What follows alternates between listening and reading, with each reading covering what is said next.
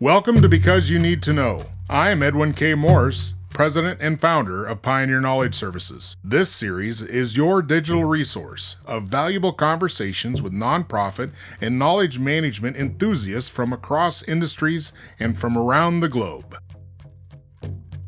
Hello, everyone. I am Benjamin Anyacho. I live in Austin, Texas. Listen, I wasn't born here, but I came as quickly as I could. I've been here for a while. I live in a place in Austin that is called Pflugerville. Austin is the weird place, and the Round Rock is after Pflugerville. So I live between the rock and the weird place. Isn't that fun? I'm a project manager. I call myself a quintessential project manager. That's where I dwell. I'm a missionary and a philanthropreneur. I'm also a knowledge management strategist. These are some of the things that activate me, activate my dopamine. Simply, I love people. I love to help people. My life mission is to mentor 1 million authentic leaders. You may ask me how I'm going to get that. Believe it or not, I am on my way. That's fantastic. Knowledge flow is important, not only for project management, but just for organizational success. How do you address an organization that cannot figure out how to get the knowledge flow to happen in their culture? Very beautiful question. You know, what drove me to knowledge management was, gosh, I manage projects. My specialty is managing projects from hell. If I throw out my career, the most difficult project nobody wants to mess with, they brought it to me. So I can chronicle projects I've managed that would have killed me. And in fact, I have become an expert in managing complex and complicated projects. I even wrote an article, professional article I call Managing Projects and Stakeholders from Hell. So in managing this project, I realized that we spend an enormous amount of time duplicating efforts, reinventing the wheel. I give you an example. First major project I managed in my organization, I wanted to get charter and the templates, tools I need to manage my project. I reached out to the PM. Our PMO was a very young PMO. They didn't have the tools, so I started creating templates and tools for my team to manage the project. You know, while I was doing that, our agency had more than 12,000 employees. Other people were doing the same thing I was doing. I called the PMO director, said, how about we standardize all these templates, and rather than reinventing the wheel, we synchronize and standardize our operation so that people find it easy. We save cost and efficiency. So you find that this is just one simple example where systems, people don't talk to people, they talk at people. And systems don't talk to people, they talk at systems. We got so many systems and they are all over the places. We spend enormous amount of time trying to find information, what we need. I think that knowledge management is making the findability and accessibility of what we need to do our job as simple, just at the tip of our fingernails. And it's possible because we have all the tools and resources to make it possible. That is what drove me to knowledge management. I said, gee, there has to be a better way to manage, because rather than reinventing the wheel, why not make the wheel to fly?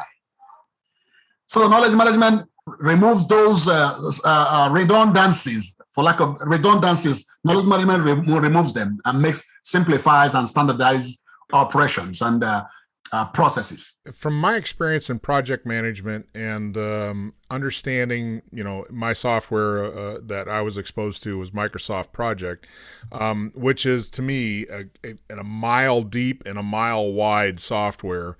One thing that you brought up, and going back to your introduction piece on the leadership piece, because leadership is not management.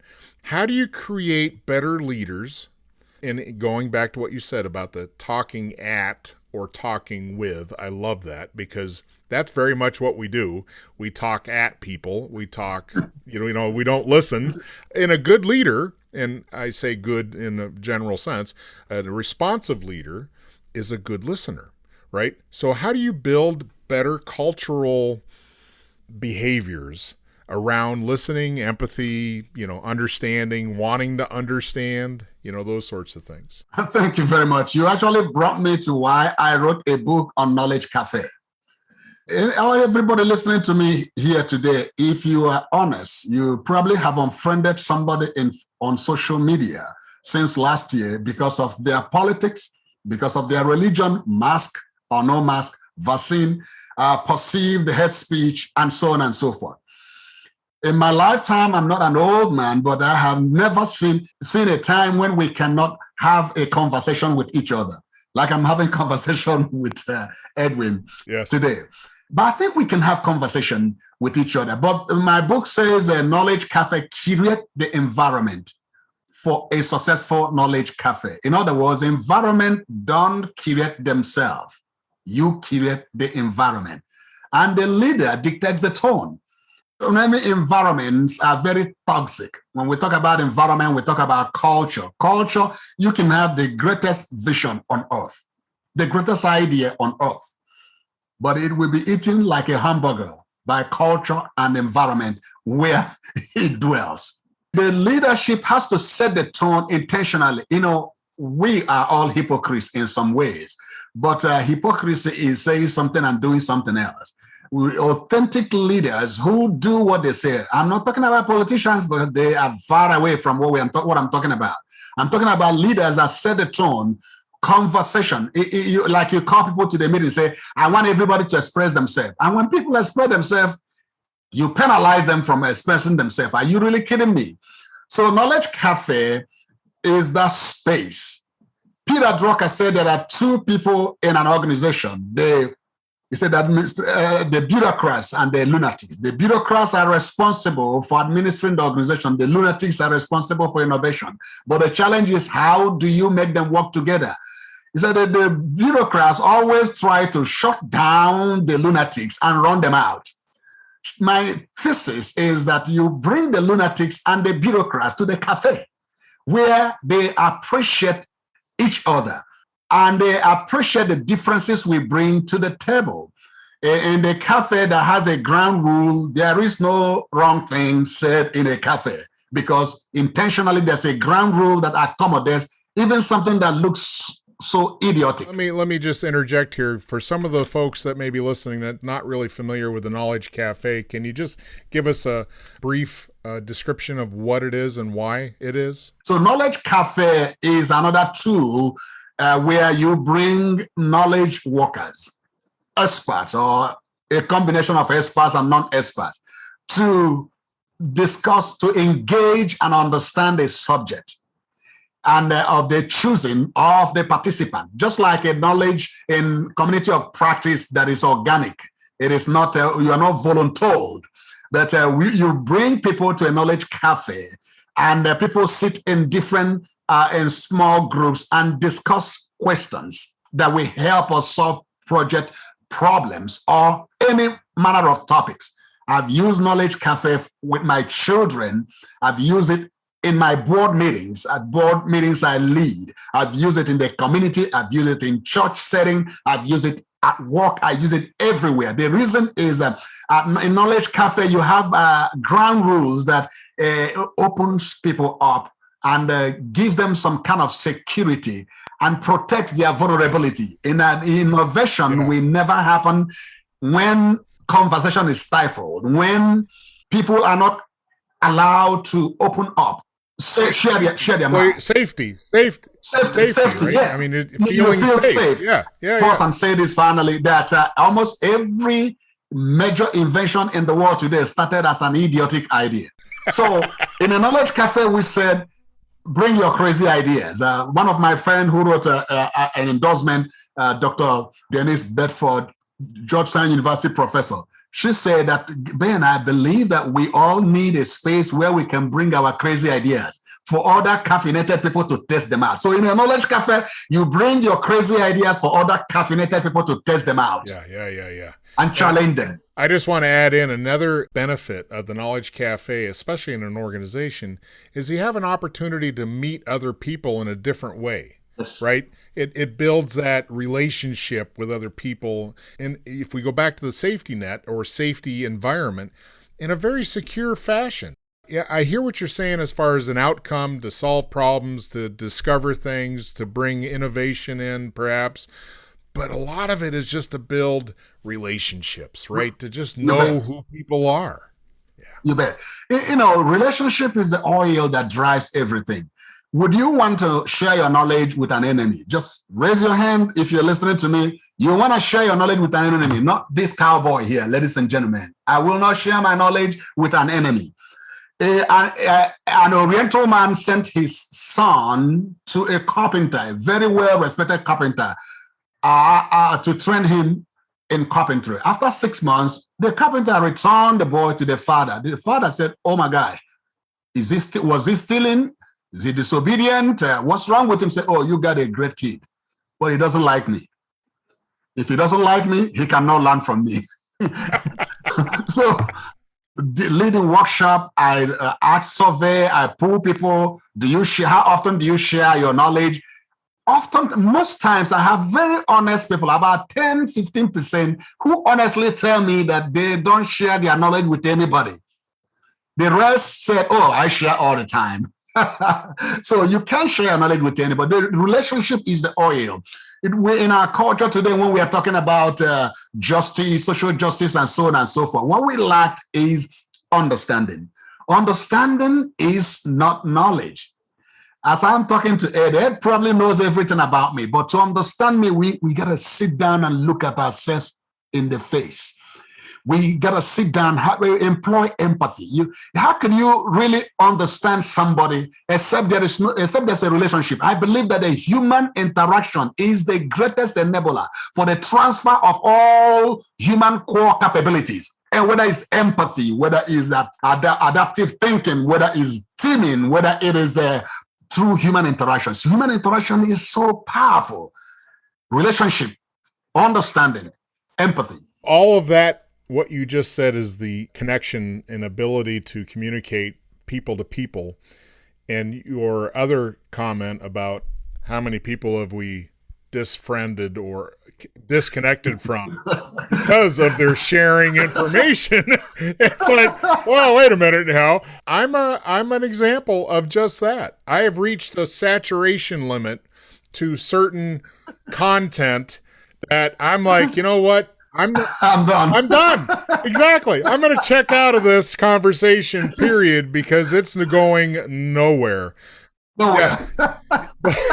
So how do we get to the point where we were living in a cave and we didn't talk to anybody to now we talk to everybody and everybody's got a soapbox and everybody's got an opinion?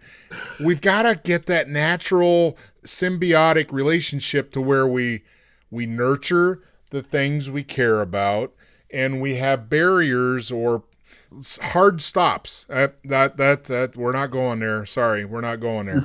It relates to me. I used to be in the sales business and natural resource world in a family business, and one of my dad's favorite was don't ever talk about religion and don't ever talk about politics because they divide people. That's all they do is divide people. So don't even talk about it. But now in this day and age, that's all they talk about is politics and religion. It's like, Basically, when we come to the Knowledge Cafe, we have a grant. We are not just coming there to talk about anything. No, we come there to talk about a thing. And the intention is to learn. We are learning animals, okay? And we want to increase our learning agility because the learning that brought us here, the pace we learned before here cannot keep us here. We need to learn, increase our learning capabilities and potential and agility. So when I bring to people, I don't want people to misunderstand me that, hey, Ben, you bring people to Knowledge Cafe for them to just talk about anything. No. When I come to my Knowledge Cafe, one of the questions we ask, what are the bottlenecks? What are the problems we are encountering when we are trying to share knowledge, when we are trying to assess knowledge, when we are trying to capture knowledge, when we are trying to store knowledge? What are the challenges? And those are the kind of, we are curious because the best thing about Knowledge Cafe is the curiosity that attendees bring to it. So I don't want you to make a mistake to think that we just come to Knowledge Cafe because we don't have anything to do. We're just there to talk about nonsense. No, we're not there to talk about politics. Nowhere. We're just there to learn. I'm not saying that people cannot talk about bring politics to you. You can have a Knowledge Cafe where you just want to learn about people on the opposite aisle of political discourse. It's a good thing. those hard left and hard right. How about you all come together just to learn from each other rather than thinking that the other guy on the other side is a demon? Conversation happens at the cafe. That is the thrust of my book. That to me would lead us into the concept of, so how, conversation's one thing, raising awareness is one thing, but organizationally, how do you adapt and change organizational structures based on maybe an outcome or a conversation in a cafe? Oh, beautiful question. Listen, I saw Knowledge Cafe as eating an elephant. It is one bite at a time. So when we have, David Gauthier, my friend, is probably the person that coined the word Knowledge Cafe. I look at his organization of Knowledge Cafe. He said, have 1 hour, 1.5 hours to 2 hours in the Knowledge Cafe. And then you spend 5 minutes introduction, 5 minutes, 15 minutes theme, and then breakdown, 45 minutes discussion, 45 minutes summary, no note taking. But I realized that in my space, one size does not fit all. In fact, one of my Knowledge Cafes, some of my Knowledge Cafe lasts as long as 4 hours. I had more than 100 knowledge workers across our enterprise. And the purpose was to identify the knowledge silos, the bottlenecks, the tools. And people were so elated. In fact, after the first one, I gave a survey. How many people will want to come back again? 97% said they are coming for the next Knowledge Cafe. So in answer to your question, when we finish this Knowledge Cafe, it's not like we just come to talk and have a good time. We actually bring the content of that Knowledge Cafe and look at what they mean and see the ones that we can translate to policy, the ones that we can implement. Now I'm designing an enterprise knowledge management strategy. This is not just going to base on my idea, based on the contribution, what people talked, how people felt at the cafe when they were free. I'll give you a funny example. Somebody came to the Knowledge Cafe and you get all these senior leadership in the meeting, and the person talked about a software that you can't use that software because it will put our system vulnerable. It's an open source system. And the person said, well, we use this. People said, oh my gosh, I can't believe he said that. The person was not penalized because it was a cafe atmosphere, because we asked people to be honest and be vulnerable. But if the person had said that in a different setting, the person would have gotten into trouble.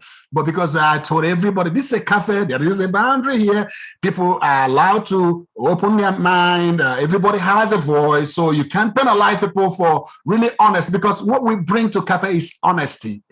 Okay, there is that honesty and intentionality. So the outcome of the cafe could be lead to development of policies and strategies, and that will help the organization. That if after our cafe, we realize that actually we need to develop a knowledge interview program to begin to capture knowledge, emerge as a result of our. So we now began to develop an enterprise knowledge interview program. What you're talking about are building blocks of change, things that an organization can help scaffold itself to adapt, adopt, and change, innovate, right? And it is, as you said, the oil, the thing that keeps the friction down is the ability to communicate without threat, without fear, without, to be honest, to really be honest. And I think that is a key ingredient to a knowledge ecosystem that wants to fulfill its own destiny of building a knowledge sharing platform. So on that note, what is your definition of knowledge management? This is the most dangerous questions on earth. What is knowledge management? Knowledge management is managing, just like we manage project. Manage project to solve a problem. So you manage the project to solve a project. You initiate the project. You plan for the project. You execute if you're using waterfall, monitor and control, and close the project. Then you solve a problem. In other words, knowledge management is managing our knowledge to meet organizational objectives. What is our knowledge? The things we learned, the things we know in the organization. The organization has knowledge. So the knowledge, we have data. We have data. Data is at the lowest spectrum of knowledge management continuum. When you organize data, it becomes information. And information is insufficient to make most decisions. Therefore, information has to be contextualized. When you bring it into context, it becomes knowledge. I usually give this story, said, if I tell somebody, I live in Travis County, you have 1,200 rattlesnakes. 1,200, that's the data. You have 1,200 rattlesnakes in Travis County, that's information, is insufficient. But if I tell you, this is a rattlesnake, it is dangerous, it can kill you, that is knowledge. Because you brought context to that very data information. Now, when I tell you this is a rattlesnake, it is dangerous, it can kill you, wrong. That is wisdom. Now, you are doing something. In other words, wisdom is applied knowledge. If I define knowledge management in one sentence, I would say knowledge management is one, identifying your knowledge, capturing what you can capture, sharing what you can share, making them available so that people can find them and use them to do their job. So that is in a nutshell what knowledge management to a novice. You say, what is knowledge management? Is the process, because the human interaction, the mentoring, the job shadowing, the knowledge cafe, the human interaction, the collaboration, knowledge transfer that happens from human interaction. Yeah, that collaboration is the key, right? That spontaneous and authentic way we communicate in a collaborative environment. And I think you go back to the concept of running the cafe in a safe environment. A collaborative environment can be set with the parameters of how safe one feels in that environment to begin with before they collaborate, because there could be fearful of many things. But yeah, that's definitely the grease that helps keep that lubricated. Well, thank you, my friend. I appreciate all your context and your delivery today of what you're passionate about, as I could slightly see a little passion there when you got on certain topics. And that's really what the passion is about for Knowledge Flow, right? Is to be able to share and not just, I'll say preach, but not just to expound, but to have a conversation to make sure, oh, you're getting what I'm saying?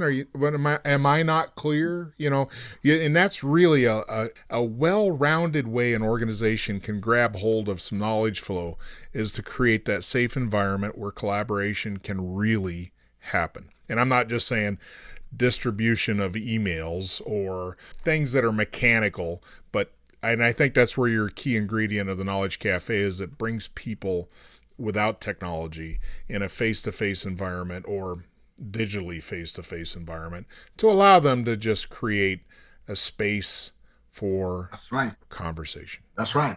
Because Plutarch, the Greek biographer, Plutarch said the mind is not a vessel to be filled, but a fire to be kindled. And our minds want to be kindled, because the mind is often foolish and biased. It needs to be stirred up. So oftentimes when we go to conferences, we are inundated with information. And my Knowledge Cafe challenges the one-way method of learning and espouses two-way method, conversational way of learning. And I want to pause and say the best thing I have learned on earth didn't happen in the classroom setting. It happened during conversation, that water cooler conversation. That's when the best innovation emerges. It is a process of collaboration and kindling our mind. And that kindling our mind happens at the intersection. In fact, miracle or innovation, in my opinion, happens at the intersection of connected minds in a conversation. I love it.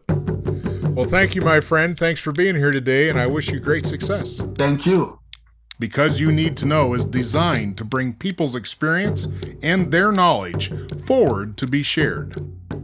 I'm Edwin K. Morris, and I thank you for joining in to listen to another conversation brought to you as a public service of Pioneer Knowledge Services, a nonprofit tax-exempt organization with a charitable knowledge management purpose. Find us online at pioneer-ks.org and add your voice to the conversation on Facebook.